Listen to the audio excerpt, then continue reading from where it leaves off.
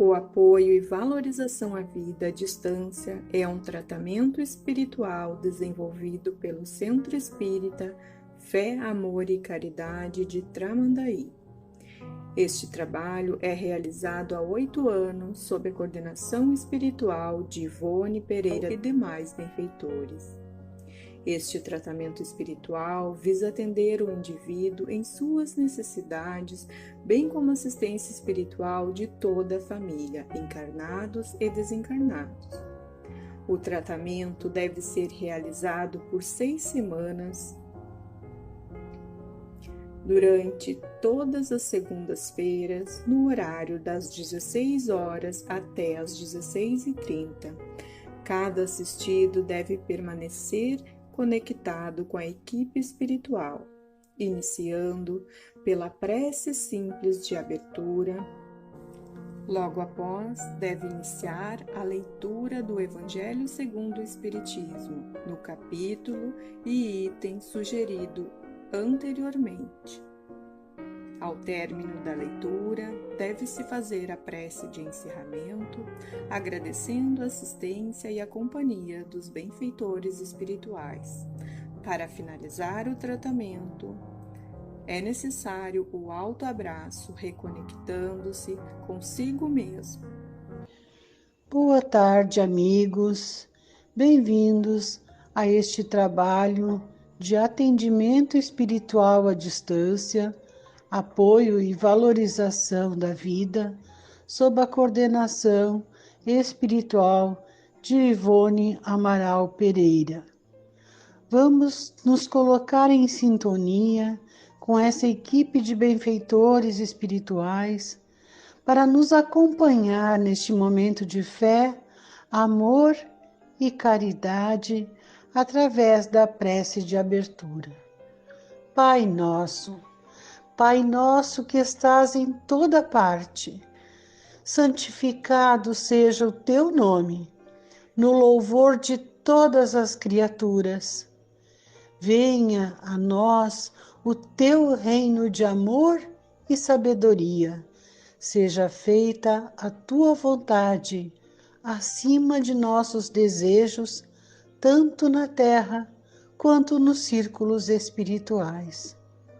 O pão nosso da mente e do corpo dá-nos hoje.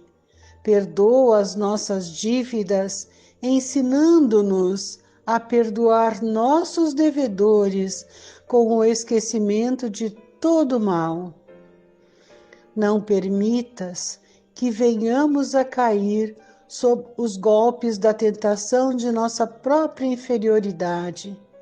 Livra-nos do mal que ainda reside em nós mesmos, porque só em ti brilha a luz eterna do reino e do poder, da glória e da paz, da justiça e do amor para sempre. Assim seja.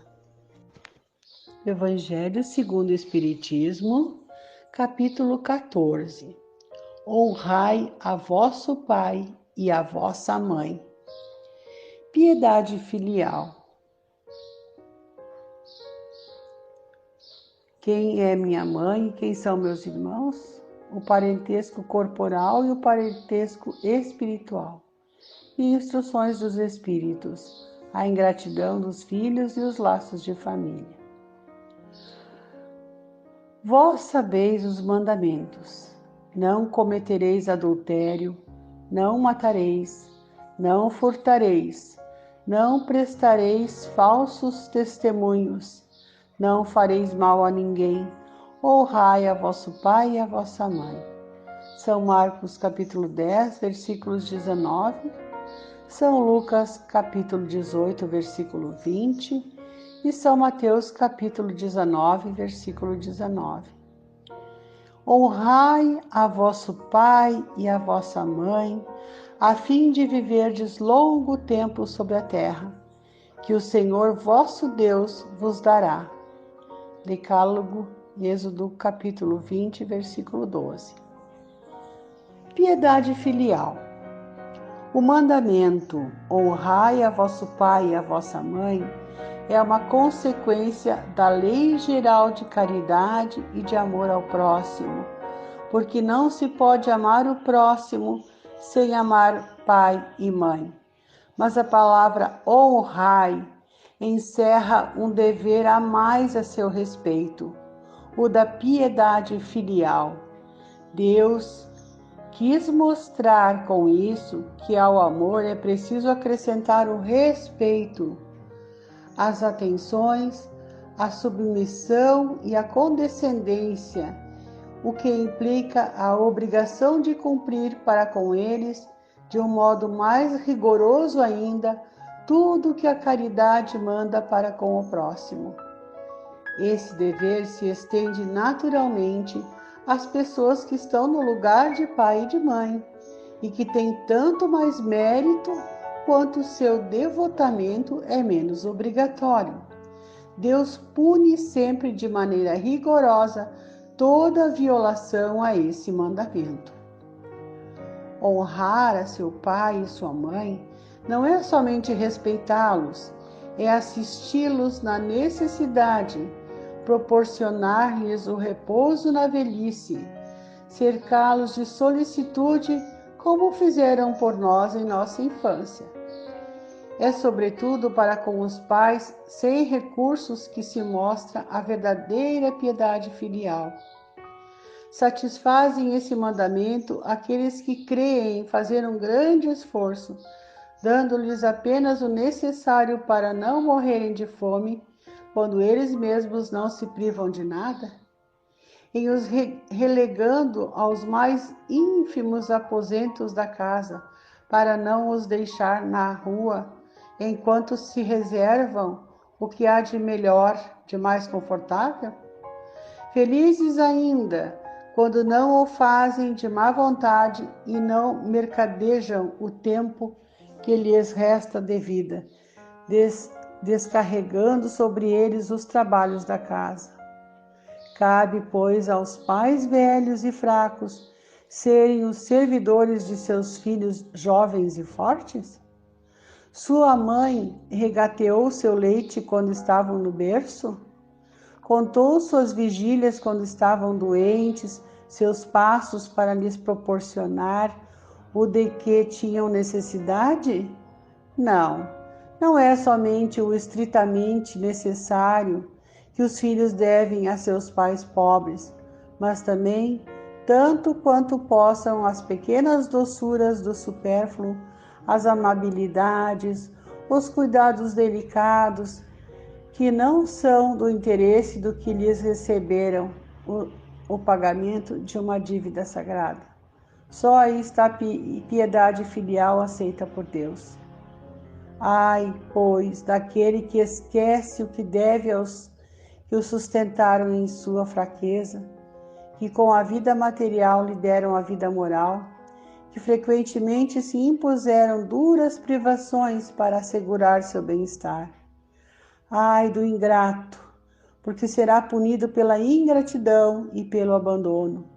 Será atingido em suas mais caras afeições, algumas vezes desde a vida presente, mas certamente numa outra existência em que suportará o que terá feito aos outros suportarem. Certos pais, é verdade, menosprezam os seus deveres e não são para os filhos o que deveriam sê-lo, mas cabe a Deus puni-los e não aos seus filhos. Não cabe a estes censurá-los, porque talvez eles próprios merecessem que fosse assim. Se a caridade estabelece como lei retribuir o mal com o bem, ser indulgente para com as imperfeições alheias, não maldizer o próximo, esquecer e perdoar os erros, amar mesmo aos inimigos, quanto essa obrigação é mais ainda com relação aos pais? Os filhos devem, pois, tomar por regra de conduta para com os pais todos os preceitos de Jesus concernentes ao próximo, e dizer-se que todo procedimento repreensível em face de estranhos ou é ainda mais em face dos parentes, e que o que talvez não fosse senão uma falta no primeiro caso, pode vir a ser um crime no segundo, porque então a falta de caridade se une à ingratidão. Deus disse: honrai a vosso pai e a vossa mãe, a fim de viverdes longo tempo sobre a terra, que o Senhor, o vosso Deus, vos dará. Porque, pois, promete como recompensa a vida sobre a terra e não a vida celeste? A explicação está nestas palavras: que Deus vos dará, suprimidas na forma moderna do decálogo, o que lhe desnatura o sentido. Para compreender-se essas palavras, é preciso se reportar à situação e às ideias dos hebreus à época em que foram ditas. Eles não compreendiam ainda a vida futura. Sua vida não se estendia além da vida corporal. Deviam, pois, ser mais tocados pelo que viam do que pelo que não viam. Por isso, Deus fala numa linguagem à sua altura e, como a crianças, lhes dá em perspectiva o que pode satisfazê-los. Estavam então no deserto. A terra que Deus lhe dará era a terra prometida, objetivo de suas aspirações. Eles não desejavam nada além disso. E Deus lhes disse que viveriam nela longo tempo. Quer dizer, que a possuiriam por muito tempo se observassem seus mandamentos. Mas, ao advento de Jesus, suas ideias estavam mais desenvolvidas. Era chegado o momento de lhes dar um alimento menos grosseiro, iniciá-los na vida espiritual em lhes dizendo: meu reino não é deste mundo. É nele e não na terra que recebereis a recompensa de vossas boas obras. Com estas palavras, a terra prometida material se transforma numa pátria celeste, também quando os chama à observação do mandamento: honrai a vosso pai e a vossa mãe. Não é mais a terra que lhes promete, mas o céu. Quem é minha mãe e quem são meus irmãos? E tendo chegado à casa, nela se reuniu uma tão grande multidão de povo que não podiam mesmo tomar seu alimento. Seus parentes, tendo sabido disso, vieram para se apoderarem dele, porque diziam que ele havia perdido o espírito. Entretanto, sua mãe e seus irmãos, tendo vindo e ficando do lado de fora, mandaram chamá-lo. Ora, o povo estava sentado ao seu redor e lhe disse: vossa mãe e vossos irmãos estão lá fora vos chamando. Mas ele lhes respondeu: quem é minha mãe e quem são meus irmãos? E olhando aqueles que estavam sentados ao seu redor, eis, disse, minha mãe e meus irmãos. Porque todo aquele que faz a vontade de Deus, este é meu irmão, minha irmã e minha mãe. São Marcos, capítulo 3, versículos 20, 21 e 31 a 35. E em São Mateus, capítulo 12, versículos 46 a 50. Certas palavras parecem estranhas na boca de Jesus e contrastam com a sua bondade e sua inalterável benevolência para com todos. Os incrédulos não deixaram de fazer disso uma arma, dizendo que ele próprio se contradizia. Um fato irrecusável é que a sua doutrina tem por base essencial, por pedra angular, a lei de amor e de caridade. Não podia, pois, destruir de um lado o que estabelecia de outro. De que é preciso tirar essa consequência rigorosa de que, se certas máximas estão em contradição com o princípio, é que as palavras que se lhe atribuem foram mal expressadas, mal compreendidas ou não são dele.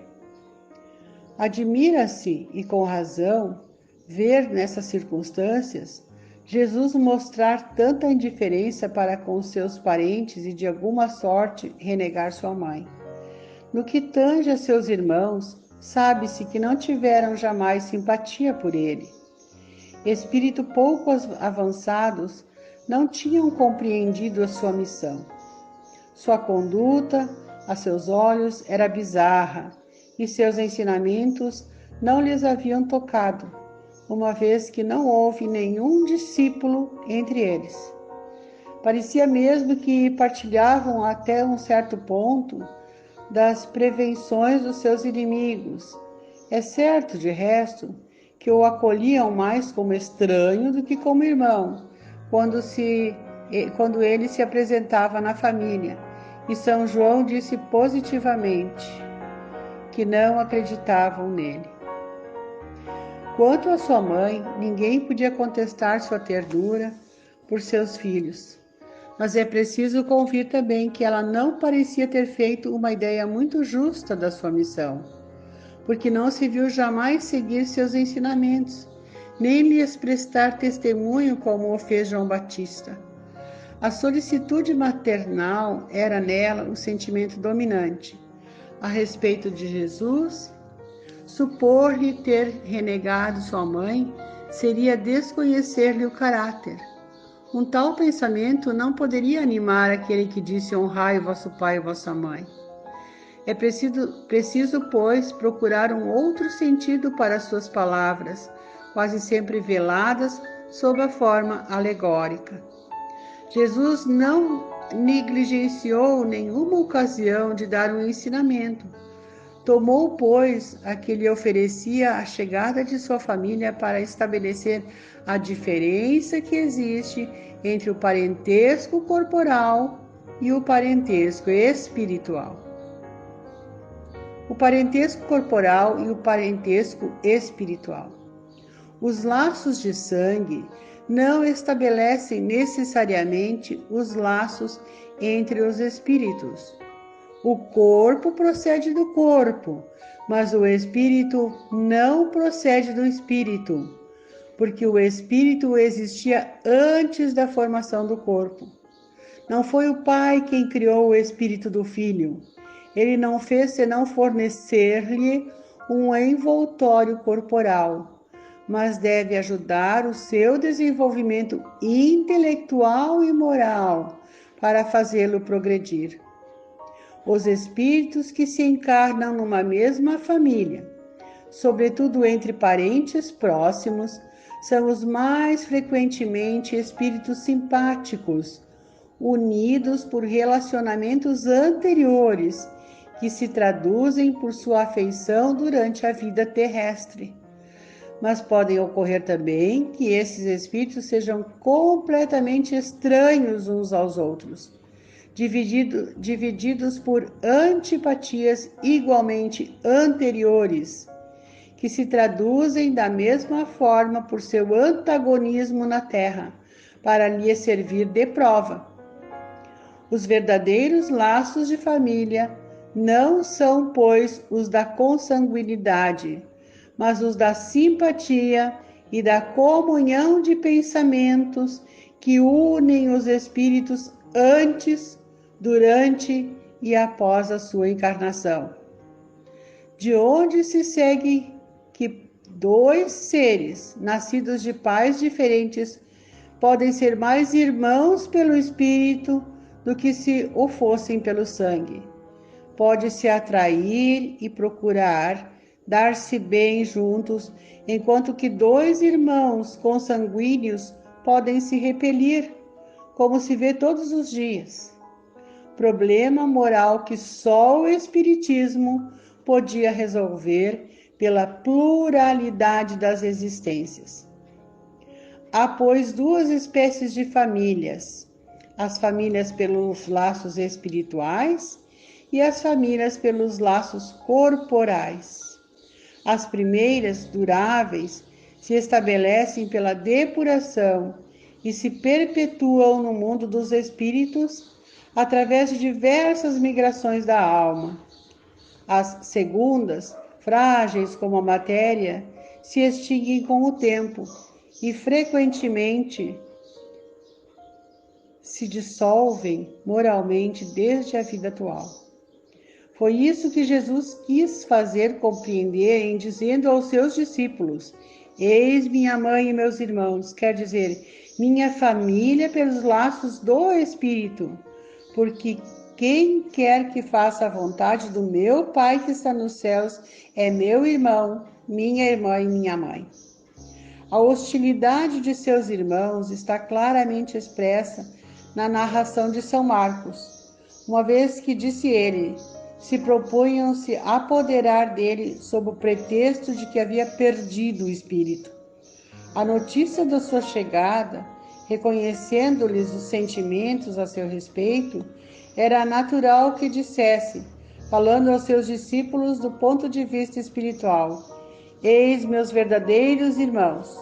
Sua mãe se encontrava com eles e generaliza o ensinamento, o que não implica de nenhum modo que tenham pretendido que sua mãe, segundo o corpo, não lhe era nada como espírito, e que não tivesse por ela senão indiferença. Sua conduta, em outras circunstâncias, provou suficientemente o contrário.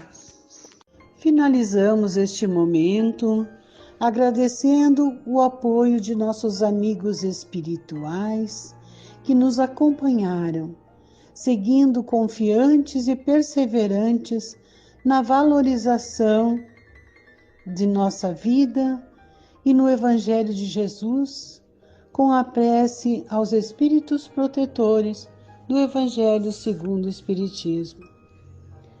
Espíritos sábios e benevolentes, mensageiros de Deus, cuja missão é assistir os homens e conduzi-los no bom caminho, sustentai-me nas provas desta vida, dai-me a força de suportá-las sem murmurar. Desviai de mim os maus pensamentos e fazei com que eu não dê acesso a nenhum dos maus espíritos que tentarem me induzir ao mal. Esclarecei minha consciência sobre meus defeitos e elevai de sobre meus olhos o véu do orgulho que poderia impedir-me de os perceber e confessá-los a mim mesmo. Vós, sobretudo, meu anjo guardião, que velais mais particularmente por mim, e vós todos, espíritos protetores, que vos interessais por mim, fazei com que me torne digno da vossa benevolência. Conheceis as minhas necessidades, que elas sejam satisfeitas segundo a vontade de Deus. Que assim seja. Permaneça nesse instante, sentado confortavelmente, para realizar o autoabraço. Abrace-se de maneira prazerosa e confortável e repita comigo: eu amo a Deus, eu amo a Jesus, eu amo a vida, eu me amo. Que assim seja.